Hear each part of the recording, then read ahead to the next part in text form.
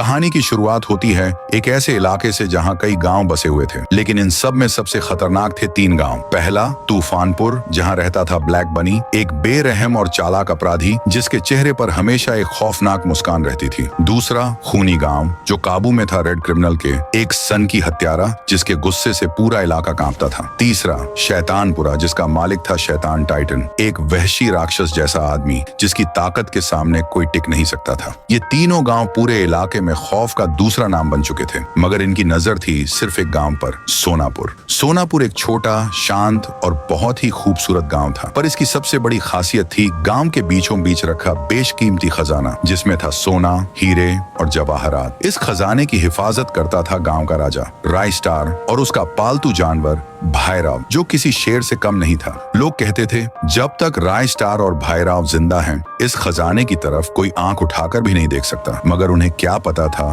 कि खतरा बहुत करीब है। एक दिन राय स्टार और भाईराव बाजार से लौट रहे होते हैं, तभी वो देखते हैं रास्ते पर चारों तरफ धुंध छा चुकी है। राय स्टार कार रोकता है, उतरता है और सामने देखता है ब्लैक बनी अपनी पूरी फौज के साथ सामने खड़ा होता है। ब्लैक बनी, तो तू ही है राय स्टार, जिस वजह से हम इतने सालों से वो खजाना नहीं छीन पाए। राय स्टार: हाँ, और जब तक मैं और भाईरव जिंदा हैं, तब तक कोई उस खजाने को छू भी नहीं सकता। राय स्टार जानता था कि ये समय लड़ने का नहीं है, क्योंकि भाईरव को चोट लग सकती है। वो फौरन एक धुआं बम फेंकता है, भाईरव को बाइक पर बिठाता है और वहां से भाग निकलता है। धुआं हटता है। ब्लैक बनी: आज तो बच गया, लेकिन अगली बार नहीं। तभी 2 गाड़ियां आती हैं, उनमें से निकलते हैं शैतान टाइटन और रेड क्रिमिनल। तुम दोनों यहाँ क्या करने आए हो? खजाना चाहिए तो अकेले से नहीं होगा, हमें एक साथ हमला करना होगा। रेड क्रिमिनल: इस बार राय स्टार बचेगा नहीं। तीनों मिलकर एक खतरनाक प्लान बनाते हैं। इधर राय स्टार ने भी सुरक्षा खड़ी कर दी थी। भाईराव पूरे जोश में था, पर उस रात तीनों विलेंस की फौजों ने सोनापुर को घेर लिया। जैसे ही रात गहराती है, गांव में एक बार फिर धुंध छा जाती है।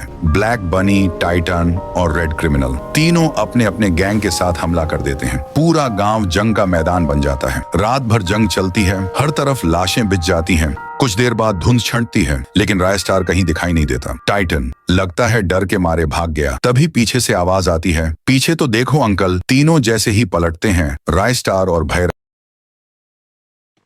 फिर राय स्टार अपनी तलवार निकालता है और तीनों की गर्दन एक ही झटके में उड़ा देता है।